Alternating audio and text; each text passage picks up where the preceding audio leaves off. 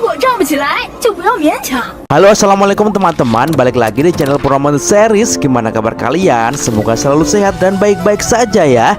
Kali ini kita akan meneruskan merangkum Donghua Shishing-ji season 6 versi manhwa part 26 ya guys. Dan alangkah baiknya teman-teman juga nyimak episode-episode sebelumnya biar tahu cerita selengkap-lengkapnya. Kalian bisa cek playlist di deskripsi ya.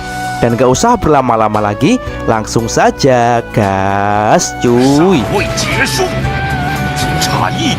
Di episode sebelumnya diperlihatkan tim Biksu Tong dengan mengeluarkan kekuatan andalan masing-masing hingga akhirnya mereka berhasil mengurung sang dewa kuno Yuanzi Tianzun. Akan tetapi tiba-tiba Jenderal Surga Utara datang tepat di belakang Xiaobei guys. Wah, pasti orang ini sangat mengganggu dalam pertempuran ini. Kedatangan sang Jenderal Utara itu jelas saja membuat semuanya terkejut. Xiaobei yang saat ini berada di depan Jenderal Utara mengatakan kalau sekarang kematiannya sudah berada di belakangnya. Ia merasa ada kekuatan luar biasa dan mengerikan berada di belakangnya. Dan kini ia pun tak bisa berbuat apa-apa. Dan terlihat tatapan wajah dari Jenderal Utara begitu tajam dengan mata yang menyala. Jiwa bertarungnya sudah memuncak dan siap membantai mereka semua. Dan tiba-tiba shoot, jeleng. Sang dewa petarung itu pun langsung meninju Nona Xiaobei sampai tembus guys. Saya akan segera membereskan semuanya untuk Anda, ujar jenderal itu kepada bosnya alias dewa kuno. Terlihat Nona Xiaobei pun langsung mengerang kesakitan dan memuntahkan darah yang cukup banyak. Duyung perak di situ sangat terkejut dengan serangan tiba-tiba yang mematikan itu. Ia pun juga melihat kalau batu permata sapir Xiaobei lepas dari tubuhnya. Dan Jenderal Utara pun tanpa ampun langsung membuang tubuh Xiaobei ke tanah. Seketika kekuatan air penyegel milik Xiaobei pun kini terlepas. Akan tetapi walaupun segel itu sudah tak menahan dewa kuno, tapi masih ada batu penyihir dan rantai pengikat dari Patkai yang saat ini masih mengurung dewa kuno. Jenderal Utara pun langsung mendekati batu itu dan terlihat ia pun mengangkat tangannya ke arah batu itu. Akan kuhancurkan untukmu, ujarnya kepada bosnya. Dan seketika rantai besi milik Patkai hancur dan terlepas, membuat Bailang dan Patkai yang menahannya pun langsung terlempar guys. Sontak saja hal itu langsung membuat Aoswei, Biksu Tong, dan Wuching panik dengan kekuatan yang sangat besar dari Jenderal Utara. Dan dewar, Yuanzi pun dari dalam langsung menghancurkan batu yang menyegelnya itu. Seketika pecahan batu itu pun langsung terlempar dengan keras kemana-mana, hingga batu-batu tersebut mengenai semua yang ada di situ, termasuk Aoswei, Wuching, dan juga ada yang mengarah kepada Biksu Tong. Biksu Tong pun berkata kalau saat ini muncul masalah baru yang datang, yaitu dengan datangnya Jenderal Surga Utara yang telah tersesat itu. Dan terlihat batu besar yang mengarah ke biksu membuat ia pun terlempar, sehingga ia pun tak bisa membacakan mantra pemusnah kegelapan lagi. Terlihat dewa kuno pun langsung nyengir karena kini tak ada lagi mantra yang menyegel kekuatannya. Ia pun sangat marah dengan tim Biksu Tong yang telah berhasil membuat dia kewalahan. Ia pun kemudian meningkatkan kekuatannya dan langsung melesat untuk menyasar Patkai. Melihat hal itu, Patkai pun langsung terkejut. Woi, kenapa harus aku yang diserang? Kenapa bukan yang lain saja? Teriak Patkai kesal dan panik. Dan dewar, dewa kuno itu pun dengan kejamnya mencekik dan langsung membanting Patkai ke tanah dengan keras guys. Bailang, Biksu Tong, dan Wuching pun sangat khawatir dengan keadaan Patkai saat ini. Terlihat Yuanzi di situ sangat geram dengan Patkai. Dasar babi jelek, pertama kali melihatmu aku sudah jijik dengan mukamu yang jelek ini, ujar Yuanzi Tianzun sambil mengepalkan tangannya. Dan blar, pukulan dewa itu pun mendarat kepada Patkai dengan sangat dahsyat. Dan tak hanya itu, seketika keluar panah-panah penderitaan yang muncul dari serangan itu dan menyebar kemana-mana, yang juga mengenai Bailang guys. Ular putih dan Biksu Tong pun sangat terkejut melihat serangan itu. Perlahan-lahan asap yang tebal itu pun mulai memudar, dan kini terlihat sang dewa kuno itu telah menyangking tubuh Patkai yang sudah tak berdaya. Ini sudah berakhir. Ternyata hanya babi rendahan. Bahkan dia pipis di celana ketika aku pukuli, ujar dewa kuno. Dan diperlihatkan kini tubuh Patkai sudah babak belur, tak berdaya dan berdarah-darah. Yuanzi di situ mengatakan kalau ia sangat geram dengan mereka semua karena telah mempermalukannya, dan ia akan menyiksa mereka semua satu persatu sampai mati. Biksu Tong yang juga geram muridnya diajar seperti itu langsung melompat dan akan menyerang dewa kuno. Jangan takut Patkai, aku datang, teriak Biksu Tong. Dengan pandangan sinis, Yuan Zi Tianzun mengatakan kepada Biksu Tong, apa yang bisa kau lakukan selain membaca mantra?" Sambil akan melayangkan tinjunya yang berwarna keemasan itu. Biksu Tong berkata kalau tinjunya itu akan membuat dewa jahat itu terluka. Dan grup, dengan mudahnya dewa kuno itu bisa menahan pukulan Biksu Tong hanya dengan tangannya. Seketika dari tangan jahat itu keluar panah-panah penderitaan yang mengarah ke Biksu Tong. "Walaupun kamu cukup pandai dalam bertarung, tapi sayang sekali hasilnya akan tetap sama saja," ujar Yuan Zi Tianzun. Dan ia lalu melancarkan kekuatannya lagi kepada Biksu Tong. Dengan sekuat tenaga, Biksu Tong pun mencoba untuk menahan serangan yang kuat itu. "Sampai kapan kau akan bertahan? Ini ku kembalikan babi tak berguna ini kepadamu," teriak dewa kuno dan langsung melemparkannya ke tubuh Biksu Tong. Dan jeleng, Yuan Zi langsung meninju Patkai dengan keras hingga mereka berdua pun terlempar sangat jauh dan membuat Patkai muntah darah, guys. Biksu Tong pun khawatir melihat kondisi Patkai yang terluka parah itu. Patkai yang saat ini sudah sekarat, ia sekuat tenaga berpesan kepada gurunya kalau gurunya harus hati-hati dan waspada dengan kekuatan Yuan Zi Tianzun. Dan terlihat Jenderal Utara pun berjalan mendekat kepada atasannya itu. Dia berkata kalau sepertinya serangan kombinasi dan kerjasama dari rombongan Biksu Tong telah berhasil membuat sang dewa kuno kesulitan. Akan tetapi setelah Jenderal Utara itu membunuh satu dari kekuatan mereka, kombinasi mereka pun sekarang sudah tak berguna lagi. Yuan Zi kemudian berkata kalau ia tak akan melupakan semua bantuan dari jenderalnya itu. Jenderal Utara pun mengatakan kalau ia akan selalu mengikuti jalan yang paling kuat. Dan ia merasa ikut senang melihat dewa kuno berhasil mendapatkan apa yang dia inginkan. Dan dewa kuno itu berkata kalau setelah dirinya berhasil mendapatkan apa yang dia inginkan, maka dia akan mengabulkan permintaan dari jenderalnya itu. Dan terlihat Biksu Tong pun mendekati Patkai untuk melihat keadaannya yang saat ini sudah sekarat dan tak kuat lagi untuk bangun. Lalu Biksu Tong pun menoleh kepada api abadi. Xiaoyu yang sudah berada di dalam api itu cukup lama, akan tetapi perubahan dari api itu belum signifikan. Dan itu membuat Biksu Tong pun menjadi ragu, karena saat ini orang-orang yang bersamanya telah dikalahkan oleh sang dewa kuno. Dimulai dari Shoube yang tumbang karena pukulan Jenderal Utara, Wuqing yang saat ini kehabisan partikel pasir dan tak bisa bertarung lagi, dan Aosue yang saat ini ketakutan dan malah bersembunyi. Dan kini satu-satunya harapan dari Biksu Tong hanyalah Bailang, guys, yang saat ini kondisinya masih bisa bertarung dan mampu menantang sang dewa kuno. Dan terlihat kini Bailang sudah berada di hadapan dewa kuno. Bailang pun sangat marah dengan Yuan Zi dan tak akan membiarkan dewa kuno itu mendekati lubang api abadi. Yuan Zi pun di situ hanya tertegun sebentar melihat Bailang, dan tiba-tiba ia pun meringis dan tertawa. "Haha, anjing setia yang menarik," ujarnya. Aosue yang saat ini hanya diam-diam mengintip Bailang pun panik dan berkata kalau Bailang pasti akan dibunuh dengan mudah oleh dewa kuno itu. Biksu Tong yang melihat saat ini Bailang akan berduel dengan dewa kuno, ia pun langsung memanggilnya. "Bailang, dengarkan!" teriak Biksu Tong. Bailang pun langsung terkejut dengan panggilan itu. Dan tiba-tiba Biksu Tong pun berteriak kepada Bailang, "Mencangkul di siang hari, keringat menetes di tanah. Siapa yang tahu makanan Cina? Ayo semuanya bekerja keras." Hah? Apa maksudnya perkataan itu, guys? Bailang dan Aosue yang mendengar kalimat itu pun juga bertanya-tanya, apa maksud perkataan gurunya yang sangat aneh itu. Terlihat Bailang pun juga tertegun mendengar kalimat-kalimat yang dilontarkan Biksu Tong itu. Sedangkan Yuan Zi pun tertawa mendengar perkataan aneh itu. Ia berkata kalau itu adalah lelucon yang sangat membosankan. "Biarkan aku mengakhirinya," ujar dewa kuno yang langsung menyerang Bailang dengan pukulan tangan kirinya. Seketika Bailang pun terlempar dengan keras. Akan tetapi tiba-tiba ada sesuatu yang aneh pada tubuh Bailang. Tatapan Bailang pun menjadi tajam dan keret.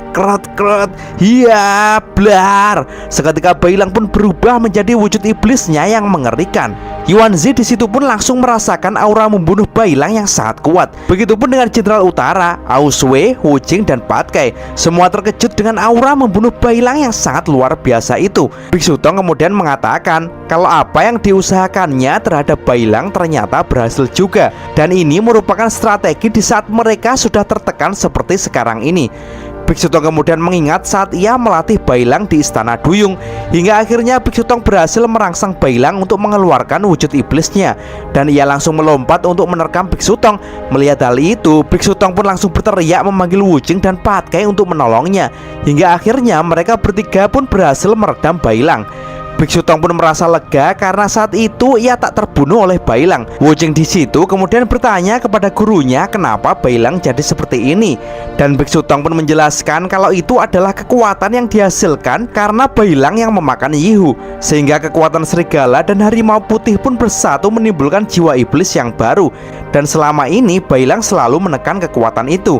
Dan yang dilakukan Biksu Tong saat itu hanyalah merangsang Bailang agar kekuatan yang tersembunyi itu muncul dan Bailang menjadi wujud baru yang sangat berbahaya. Biksu Tong menilai kalau pikiran Bailang termasuk jenis pikiran yang mudah untuk menerima petunjuk, terutama pada saat dirinya setengah sadar. Maka itu memudahkan Biksu Tong dalam membimbingnya untuk mematuhi perintah yang ia berikan, sehingga Biksu Tong pun bisa memasukkan kalimat sederhana yang dapat memunculkan jiwa iblis Bailang.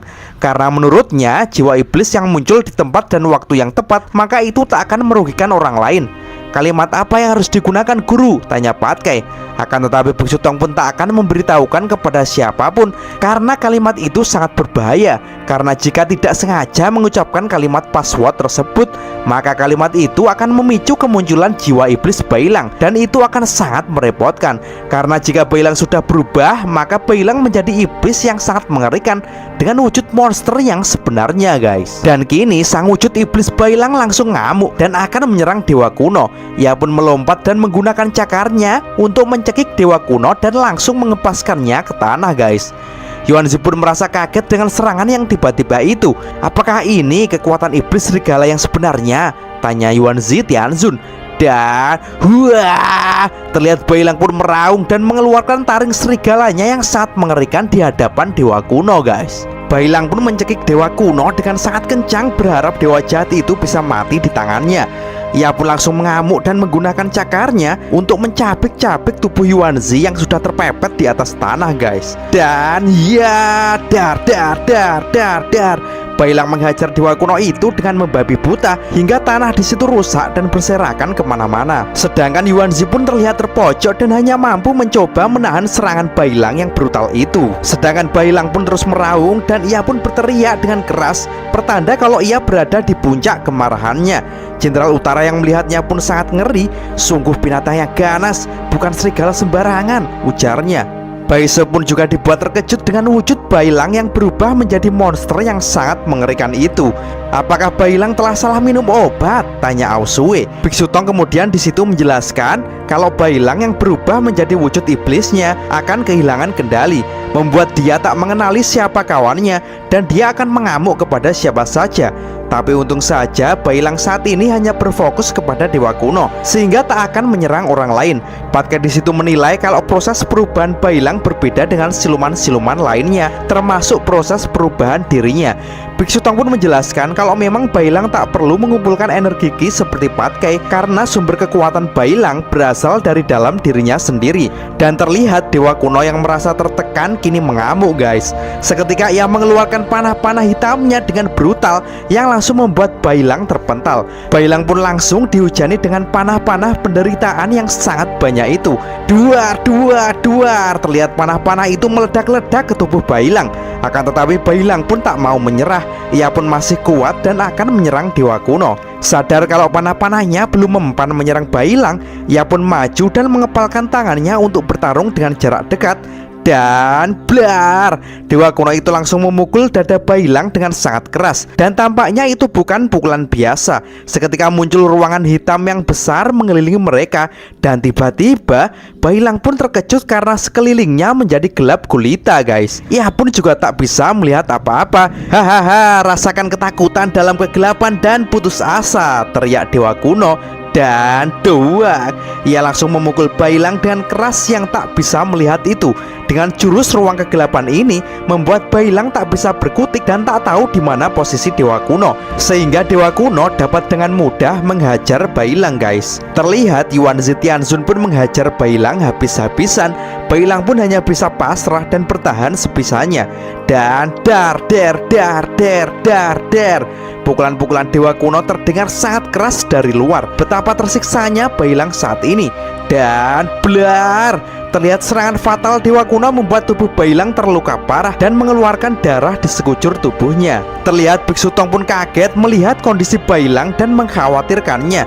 "Rasakan kau, kini seluruh tulangmu sudah remuk," ujar Dewa Kuno dan langsung melemparkannya ke tanah. Aoswee pun terkejut melihat hal itu. Ia tak menyangka Bailang yang berubah menjadi monster dengan kekuatan yang meningkat drastis itu pun bisa diajar habis-habisan oleh Dewa Kuno. Akan tetapi Bailang yang sudah tergeletak itu berusaha sekuat tenaga untuk bangkit lagi, karena Bailang mempunyai jiwa yang tak mudah menyerah. Bahkan dengan semangat yang membara itu membuat tulang-tulangnya yang remuk menjadi pulih kembali guys. Ia pun langsung bersiap untuk menyerang Dewa Kuno. Ia pun nyengir sebentar dan langsung membuka mulutnya. Dan wah, Bailang pun langsung menyemburkan api yang luar biasa besarnya ke arah Yuanzi Tianzun. Tampaknya itu adalah api dari jiwa naga Yusao yang telah meningkat. Api yang besar itu pun langsung membakar Dewa Kuno. Dan itu membuat Dewa Kuno terkejut. Dan ia berkata dalam hatinya kalau binatang serigala ini telah dipukuli dengan keras, tapi kekuatannya tidak berkurang, malah bertambah.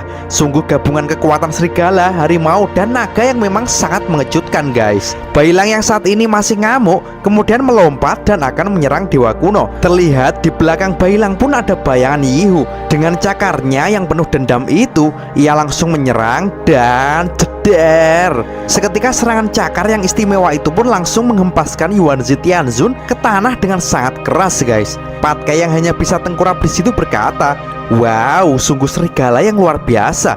Biksu Tong pun menjelaskan kalau dendam Bailang dan Yihu kepada Dewa Kuno sangatlah besar sehingga tak disangka itu membuat Bailang mempunyai kekuatan yang dahsyat seperti ini. Patkai pun kemudian bertanya apakah Bailang bisa membunuh Dewa Kuno. Dan Biksu Tong pun menjawab kalau untuk mengalahkan Dewa Kuno itu tampaknya masih belum cukup karena jarak kekuatan antara mereka berdua masih sangat jauh.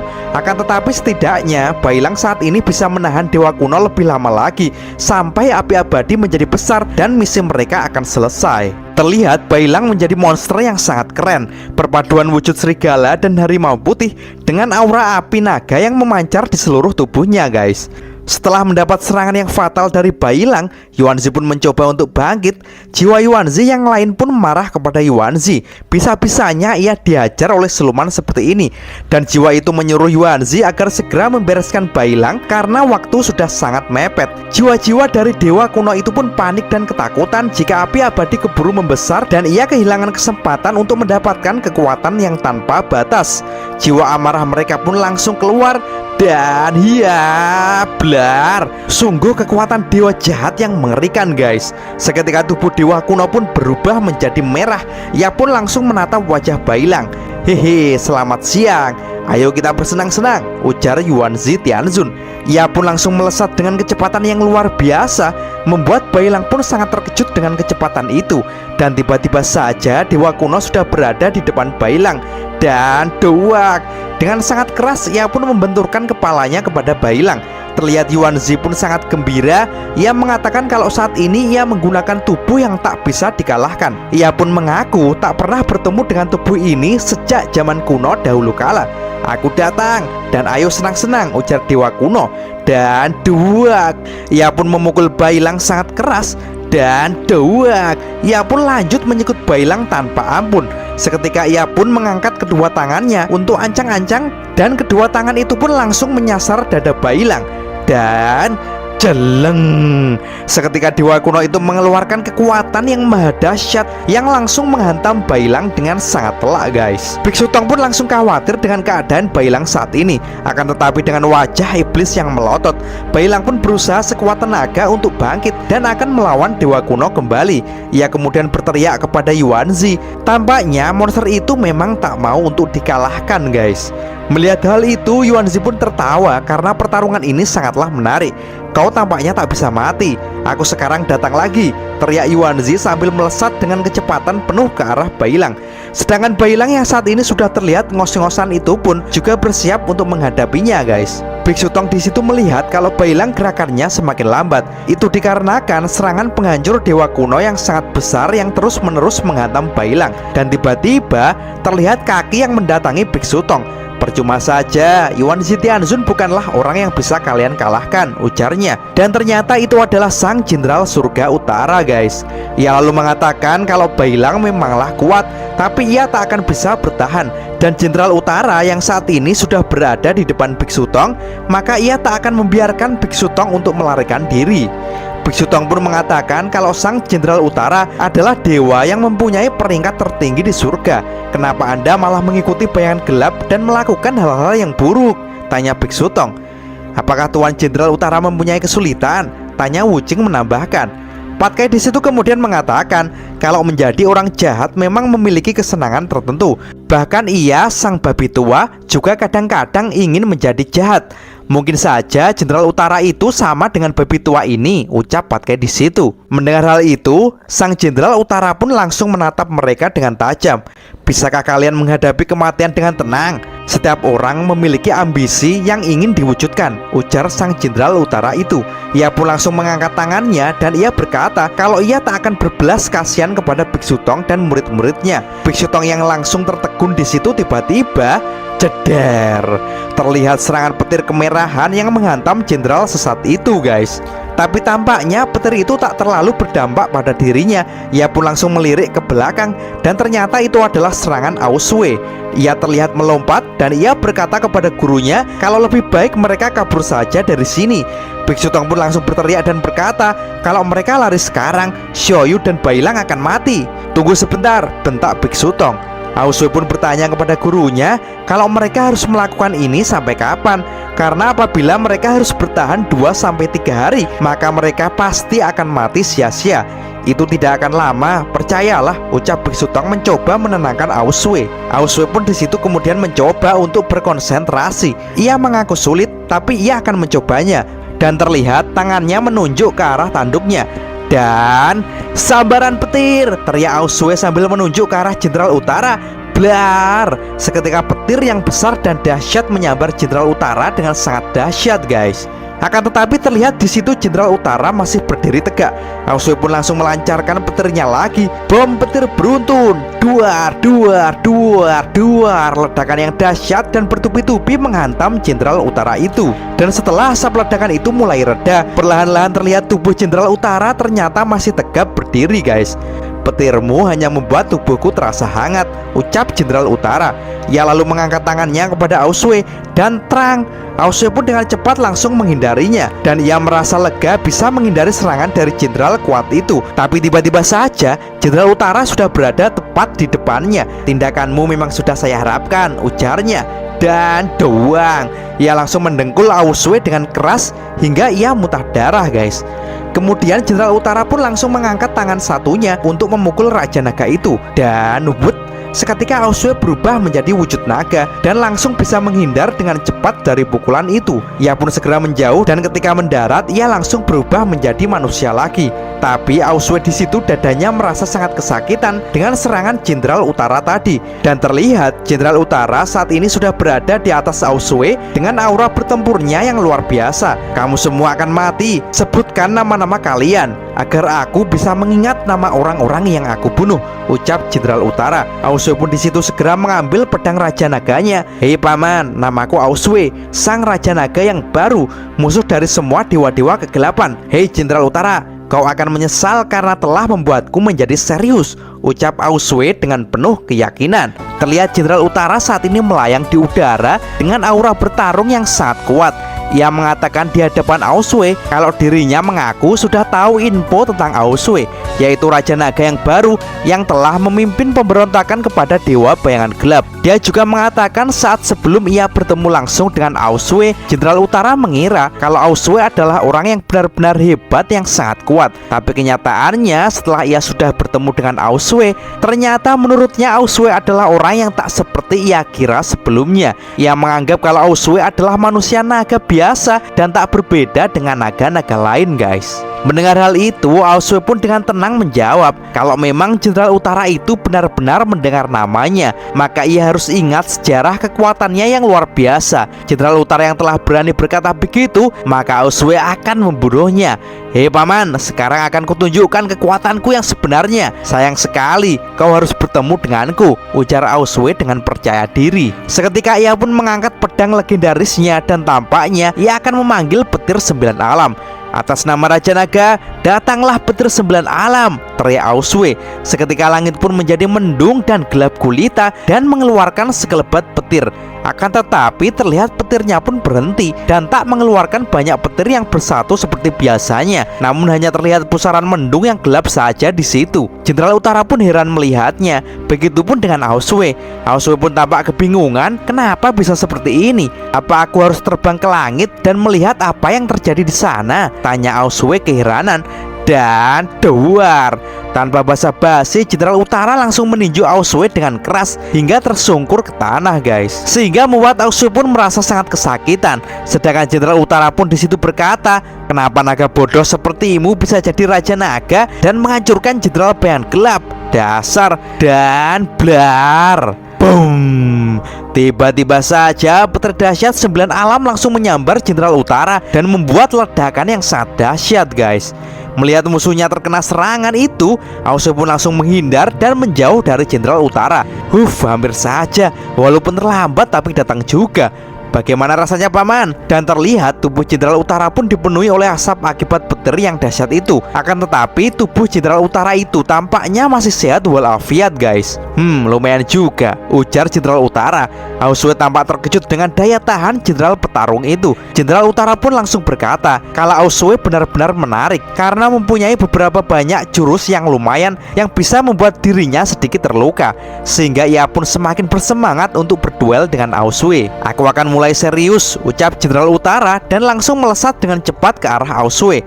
Aosue pun langsung panik dengan keadaan ini karena bukannya Jenderal Utara itu mati, akan tetapi malah seolah-olah tak terjadi apa-apa. Jenderal Utara pun langsung melancarkan tinjunya kepada Aosue, tapi dengan cepat Aosue melompat menghindarinya dan langsung berputar-putar bersiap untuk serangan balik. Akan kupotong kepalamu, teriak Aosue sambil menebaskan pedang legendarisnya yang langsung menebas tepat ke leher Jenderal jahat itu. Tapi sayang sekali pedang itu pun dengan manja hanya menempel pada leher yang kekar itu guys. Apa? Pedang besarku bahkan tak bisa memotong lehernya sama sekali, ujar Aosue panik. Terlihat kaki Jenderal Utara pun bergeser. Halah, pedangmu tak bagus sama sekali. Dan doak, ia pun langsung memukul punggung Aosue yang membuatnya langsung terpelanting dengan sangat keras guys. Aosue yang masih tersungkur tak berdaya itu merasa kalau tulang-tulangnya telah patah dan tak mampu untuk berdiri lagi. Dan itu membuatnya sangat panik karena saat ini ia dalam bahaya yang sangat besar. Tiba-tiba saja terlihat kaki kekar yang akan menginjak Aosue dan bleng.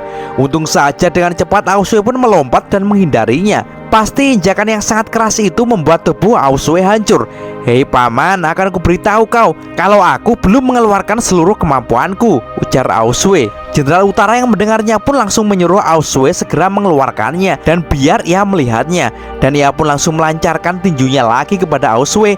Dan scene kemudian beralih yang saat ini Duyung Perak menghampiri Xiaobei yang sekarat dan tak berdaya. Ia pun mengatakan kalau Xiaobei seharusnya tak ikut-ikutan bertarung, tapi Xiaobei malah ngeyel sehingga membuatnya jadi seperti ini. Akan tetapi Xiaobei yang lagi sekarat itu berkata kalau ia tak menyesal sama sekali karena ia telah melakukan tugasnya sebagai seorang duyung.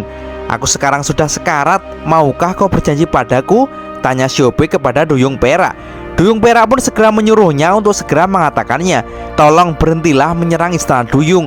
Kamu harus berdamai dengan sang ratu. Jika Biksu Tong dan yang lainnya gagal, maka masa depan dunia ini akan menjadi hancur. Aku minta kamu mau membantu Biksu Tong. Bagaimana Duyung Perak? Ucap Xiaobei. Mendengar hal itu, Duyung Perak pun langsung memegang tangan Xiaobei dengan kedua tangannya. Terlihat Xiaobei pun semakin lemas. Jaga dirimu baik-baik, kata Xiaobei. Dan seketika ia pun memejamkan matanya guys. Melihat saudaranya saat ini tewas di dekatnya, membuat Duyung Perak pun menjadi sedih. Dan tak disangka air matanya pun meleleh mengalir di pipinya guys. Sungguh sangat mengharukan. Sedangkan Biksu Tong pun saat ini sedang mengkhawatirkan Patkai. Ia pun segera berusaha membangunkan muridnya itu. Hingga akhirnya Patkai pun membuka matanya. Guru, apakah aku sudah mati? Apakah kita saat ini bertemu di alam baka? Ucap Patkai. Omong apa kamu? Kamu tadi hanya pingsan, ujar Biksu Tong. Patkai pun langsung lega setelah tahu ternyata dirinya masih hidup. Akan tetapi saat ini Patkai merasa sudah putus asa karena ia sudah tak mampu untuk berbuat apa-apa lagi.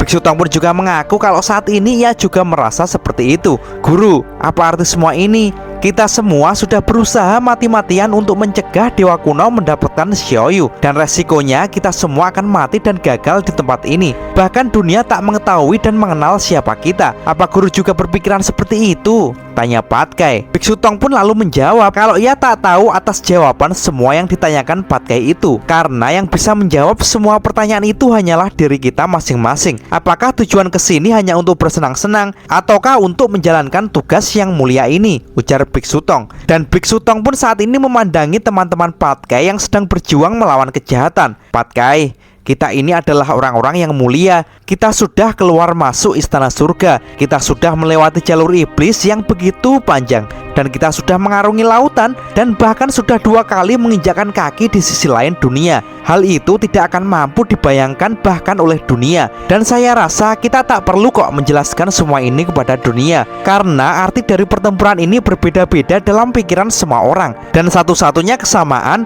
adalah kita semua ingin memperjuangkan apa yang telah kita yakini hingga nafas terakhir kita. Pikirkanlah Patkai, apakah ada yang lebih baik dari yang kita lakukan saat ini? Karena kadang memang kita tak berdaya dalam kehidupan ini. Dan kenyataan memaksamu untuk menundukkan kepala dan berkompromi. Akan tetapi kali ini sama sekali tidak. Karena kita sudah berhasil sampai di titik ini.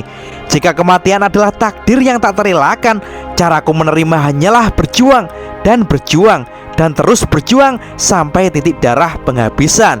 Ucap Biksu Tong di hadapan murid-muridnya. Mendengar kata-kata yang penuh arti dan motivasi dari gurunya itu, seketika semangat Patkai pun menjadi pulih. Dan ia menjadi sadar karena memang tujuannya kesini adalah untuk mengemban tugas yang mulia untuk dunia. Dan terlihat Wuching pun juga kembali bersemangat. Perlahan pasirnya mulai berkumpul menjadi satu, hingga akhirnya bisa kembali utuh lagi.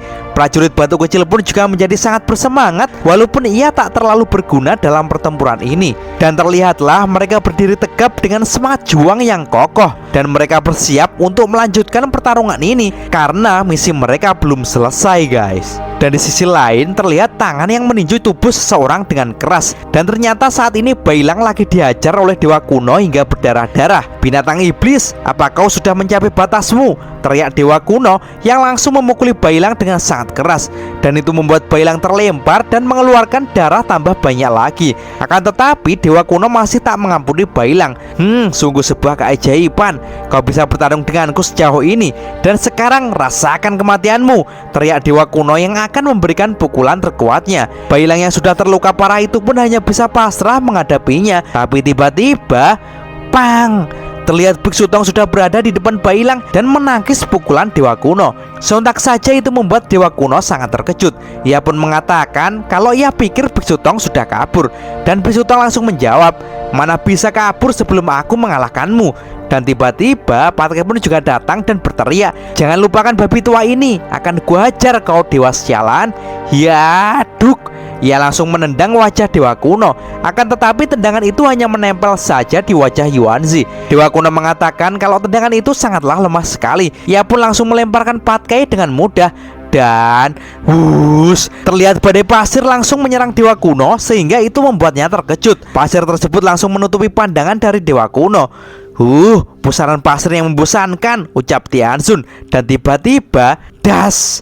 Seketika muncul tangan Biksu Tong yang memukul wajah Dewa Kuno itu. Aku akhirnya memukulmu, Yuanzi Tianzun, ujar Biksu Tong. Dan sekali lagi, rasakan ini. Biksu Tong langsung melancarkan pukulan andalannya lagi.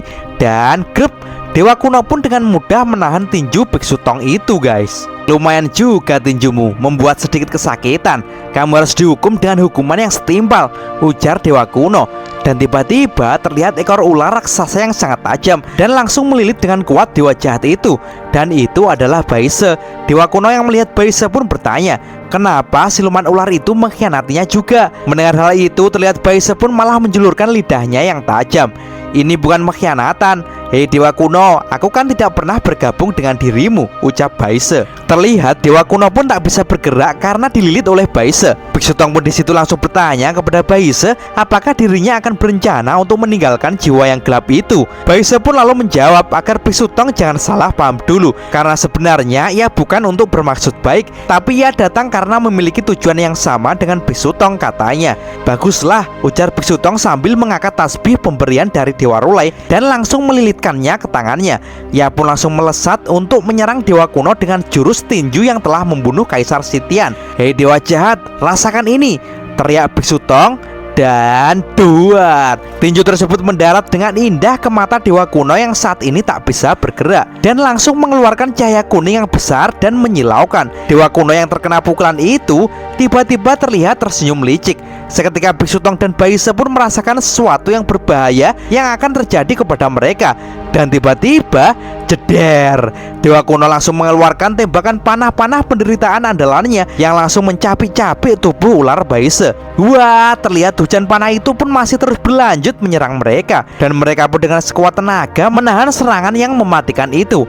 Akan tetapi sontak serangan tersebut terhenti karena tuannya saat ini terlihat kesakitan dan memegangi sebelah matanya. Sialan kau Tan Sanzang, pukulan macam apa ini hingga membuatku terluka dan terbakar seperti ini? Apa yang terjadi? Teriak dewa kuno. Biksu Tong pun menjawab kalau itu adalah pukulan pemusnah roh jahat yang dikhususkan untuk melumpuhkan para makhluk jahat dan gelap seperti Yuanzi Tianzun. Semakin gelap dan jahat makhluk yang terkena, maka serangan itu akan semakin membakar. Terlihat Yuanzi Tianzun pun mengerang sangat kesakitan. Bahkan rasa sakit tersebut belum pernah ia rasakan sebelumnya, guys. Beraninya kau memberiku luka yang tak terhapuskan, kurang ajar, teriak dewa kuno sangat marah.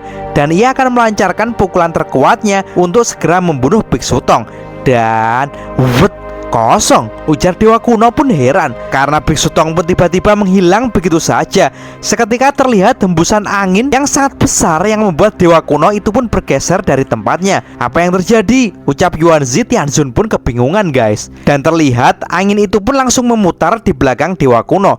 Yuanzi pun berkata kalau angin itulah yang telah membawa Biksu Tong pergi dari hadapannya. Siapa ini sebenarnya? Tanya Yuanzi dalam hatinya. Dan terlihat Biksu Tong dan Pat Kei pun sudah berada di atas telapak tangan seseorang. Apakah kamu? Tanya Biksu Tong dengan wajah yang terkejut. Dan benar saja, guys, itu adalah sang raja keras Sun Wukong.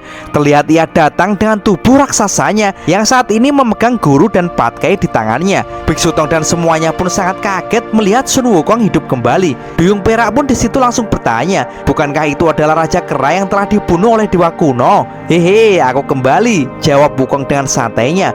Lalu ia menurunkan gurunya dan Pat Kei dari tangannya. Wukong, bukankah kau sudah mati? Tanya Biksu Tong. Hah? Mati? Siapa yang mengatakan hal itu, guru? Apa Bailang yang bodoh itu? Ujar Wukong. Jelas saja Biksu Tong pun disitu tampak kebingungan. Dan tiba-tiba tubuh Wukong pun membatu dan terbelah menjadi kotak-kotak kecil yang sangat banyak sekali dan menyebar kemana-mana. Dan dari kotak-kotak itu seketika muncullah kera kecil yang tertawa kegirangan. Mereka semua sangat lucu dan berkata-kata seenaknya sendiri, sehingga hal itu membuat Biksu Tong bingung sendiri, guys. Sedangkan dewa kuno hanya tertegun di situ. Bisa-bisanya monyet-monyet ini ada di sini. Apakah Wukong benar-benar belum mati? Ucap dewa kuno heran. Dan terlihat kera-kera kecil itu pun kompak menyerbu dewa kuno. Mereka pun berkata dan mengejek Yuanzi kalau saat ini sang raja kera akan melawan orang konyol yang sangat bodoh itu. Salah satu kera di situ berkata kalau sang raja kera hanya pura-pura kalah dan membiarkan dewa jahat itu kabur. Mereka pun berkata-kata seolah kompak mengejek dewa kuno sambil tertawa hahaha dan sangat berisik, guys. Dan mereka dengan kompak mengibarkan bendera yang dibawanya hingga kemudian membentuk formasi dan berkumpul menjadi satu untuk merayakan kedatangan seseorang. Dan saat bendera itu mereka buka bersama-sama, terlihatlah sosok bayangan hitam yang ternyata itu adalah sang raja keras Sun Wukong yang dengan santainya sambil makan pisang, guys. Hei semuanya, maafkan aku ya, aku telah membuat lelucon kepada kalian semuanya, ujar Wukong. Terlihat raut wajah Dewa Kuno pun sangat kesal ketika melihat Wukong kembali lagi. "Mustahil Raja Monyet, aku melihatmu sudah mati," ujarnya. "Eits, ini bukan giliranmu untuk bicara, Dewa Jahat," ucap Wukong sambil menunjukkan jarinya kepada Dewa Kuno. Dan ia pun segera menghabiskan pisang di tangannya. Ia pun dengan wajah bahagia dan sangat percaya diri mengatakan kepada teman-temannya kalau mereka tampaknya sudah bekerja keras dan sekarang merasa kelelahan. Dan sepertinya mereka sangat kesulitan tanpa dirinya. Sudah, kalian gak usah khawatir lagi. Sekarang kalian bisa bernafas lega, ujar Wukong. Melihat kakak Wukong ternyata benar-benar datang, mereka pun malah menggelar meja untuk minum teh bersama, guys. Terlihat mereka pun saat ini benar-benar santai seolah-olah lagi piknik dan tak memikirkan pertarungan lagi. Guru, ini juga ada cemilan ikan kering yang kubawa dari Istana Duyung, ucap Patkai. Camilan ini sangat enak, sahut Wuching. "Mari kita makan," ucap Biksu Tong. Wukong yang melihat hal itu pun tiba-tiba kesal dan berteriak, "Hei, apa yang kalian lakukan? Kenapa malah minum bersama?" ujarnya. Biksu Tong pun disitu menjawab kalau Wukong sekarang sudah datang. Maka dari itu mereka tahu aturan dari Wukong sendiri, kalau mereka tak akan ikut campur dengan pertarungan Wukong. Mendengar hal itu, Wukong pun hanya tersenyum percaya diri. "Okelah, kalau begitu serahkan semuanya padaku," ucap Wukong sambil mengusap hidungnya. Dan terlihat saat ini Dewa Kuno sedang melayang di udara dengan membuka tangannya. Ia mengatakan kepada Wukong kalau Wukong hidup lagi dan datang ke dunia ini lagi, maka itu hasilnya akan sama saja, yaitu kematian. Akan tetapi Wukong pun disitu malah mengejek Dewa Kuno yang telah gagal membunuhnya. Dan itu juga tak akan terjadi sekarang, ujarnya. Dan dengan sinis Dewa Kuno berkata kalau jurus apapun yang dikeluarkan Wukong, ia tak akan peduli karena semuanya sama saja di depan Yuanzi Tianzun itu. Tanpa basa-basi Dewa Kuno pun langsung mengeluarkan jurus terkuatnya. Ya, jurus apa lagi kalau bukan jurus tembakan panah penderitaan. Akan tetapi ini sedikit berbeda. Terlihat panah-panah tersebut keluar secara acak dan tak seperti biasanya. Panah-panah itu pun langsung menembaki Wukong dengan sangat brutal, guys. Sehingga Wukong pun tak sempat untuk menghindarinya dan ia hanya berusaha untuk menahannya saja. Hingga kemudian Wukong pun berteriak menahan serangan itu. "Hei, apa kau meminta aku mengasihanimu?" ujar Dewa Kuno di situ. Akan tetapi Wukong pun langsung berteriak, "Kau menggelitikku seperti ini." Dewa Kuno pun langsung terkejut. Sedangkan Wukong saat ini terlihat sangat marah dan ia berkata kalau tubuh King Kongnya saat ini tak akan bisa dihancurkan seperti tubuh Wukong yang sebelumnya. Ia pun langsung melesat dengan kecepatan penuh, serudukan tubuh King Kong. Dan doak, Wukong pun langsung menyeruduk Dewa Kuno itu dan mendorongnya dengan sangat keras, melesat sangat tinggi dan jauh di udara, guys. Patkai dan Biksu Tong pun sangat kagum melihat kakak pertamanya mendorong Dewa Kuno itu sampai ke atas langit dan begitu tinggi. Patkai pun berkata kalau Wukong memang layak menjadi kakak pertama mereka. Apakah dia memang berpura-pura mati? Patkai bertanya-tanya dan Wuching menilai kalau kakak Wukong sekarang sedikit berbeda. Dan Biksu Tong disitu mengatakan kalau ia percaya dengan apa yang dilihat Bailang saat melihat kematian Wukong. Tapi Biksu Tong masih bingung kenapa Wukong bisa bangkit lagi seperti ini. Ia pun tak tahu apa yang sebenarnya terjadi. Patkai disitu pun langsung berkata kalau yang terpenting adalah sekarang kakak Wukong sudah kembali dan ia terlihat baik-baik saja, maka tak perlu terlalu mengkhawatirkannya. Dan tak mau ambil pusing, Biksu Tong pun lalu mengajak mereka semua untuk mengecek kondisi Bailang saat ini. Di situ Bailang pun terlihat sudah pingsan dan seketika perlahan-lahan tubuh Bailang pun kembali menjadi wujud manusia lagi. Akan tetapi saat ini tubuh Bailang seperti bola yang sudah kempes, guys. Tubuhnya menjadi kurus dan kering kerontang. Patkai dan Wuching pun jadi heran dan bertanya kepada gurunya. Biksu Tong pun lalu menjelaskan kalau memang Bailang memperoleh kekuatan secara tiba-tiba dan sangat singkat saat menghadapi Dewa Kuno itu. Maka ada harga yang harus dibayar karena Bailang tidak mengumpulkan energi Ki seperti Patkai dan semua kekuatannya berasal dari dalam dirinya sendiri. Ia pun membakar semangatnya untuk mendapatkan kekuatan puncak dalam bertarung dan kini kekuatannya telah habis sehingga tubuhnya menjadi seperti ini. Melihat kondisi Bailang yang sungguh mengenaskan itu, Biksu Tong pun berharap agar Bailang masih bisa disembuhkan. Ia pun mengambil sesuatu dari balik jubahnya dan ternyata Biksu Tong akan mencoba menyembuhkan Bailang dengan teknik pengobatan kuno, yaitu dengan jarum akupunktur. Dan terlihat ia pun langsung menusukkan jarum-jarum tersebut ke wajah Bailang, berharap Bailang agar bisa sadar. Tapi setelah ditunggu beberapa waktu, tampaknya usaha Biksu Tong itu tidak memberi efek sama sekali. Mereka bertiga pun jadi terdiam dan terlihat Biksu Tong pun menundukkan wajahnya. Ia sangat sedih karena ia tak bisa melakukan apa-apa lagi kepada Bailang karena sekarang tampaknya Bailang sudah mati. Seketika suasana pun menjadi sunyi. Biksu Tong pun saat ini merasa sangat menyesal dan merasa bersalah terhadap Bailang, karena memang Biksu Tong tidak tahu efek dari kekuatan iblis dari Bailang. Karena kekuatan tersebut ternyata membakar semangat dan jiwa Bailang sampai habis tak tersisa. Bailang yang merupakan murid berbakat dan selalu semangat dan pantang menyerah dalam kebaikan kini sudah tiada. Hal itu menimbulkan kesedihan yang mendalam kepada Biksu Tong.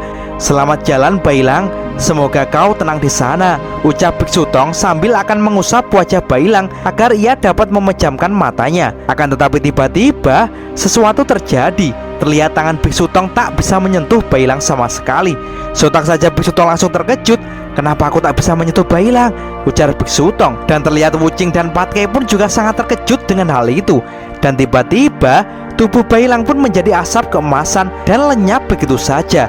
Jelas saja hal itu membuat mereka bertiga sangat kaget. Mereka tak tahu apa yang terjadi dengan Bailang. "Ini seperti kematian moksa," ucap Pat Kai, yaitu kematian yang lenyap beserta tubuh fisiknya. Belum saja hilang rasa kaget mereka dengan musnahnya Bailang, tiba-tiba Biksu Tong pun dikejutkan lagi dengan menghilangnya tubuh Baise yang sama persis dialami oleh Bailang, guys. Sontak saja Biksu Tong pun menjadi lebih kaget lagi. "Hah?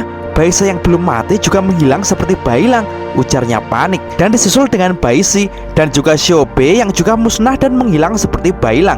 Jelas saja hal ini membuat semuanya sangat terkejut dengan pemandangan yang terjadi di depan mata mereka. Dan tiba-tiba Biksu Tong sendiri pun juga merasakan tubuhnya juga akan menghilang. "Guru, tubuhmu juga akan menghilang, jangan tinggalkan kami," ucap Pat Kai panik. Biksu Tong pun langsung menyuruh Pat Kai untuk tak panik karena tubuh Biksu Tong menghilang bukan karena dirinya mati. Dan seketika tubuh Biksu Tong pun lenyap berubah menjadi asap keemasan dan menghilang tak tersisa. Sontak saja hal itu membuat Pat Kai dan Wuching tambah panik karena gurunya benar-benar meninggalkannya. Di sisi lain terlihat Wukong masih bertarung sengit dengan Dewa Kuno. Dewa Kuno terlihat sangat geram dengan Wukong. "Aku akan mengubahmu menjadi debu sekali lagi," ujar Dewa Kuno. Seketika ia pun lebih serius lagi dan meningkatkan serangannya. Sambil menangkis, Wukong pun berkata kalau itu percuma saja. Dengan percaya diri dia menganggap kalau Dewa Kuno tak akan bisa membunuhnya sama sekali. Karena memang sekarang Wukong menggunakan tubuh abadi dari Jokuan, walaupun cuma bisa bertahan selama 24 jam sih.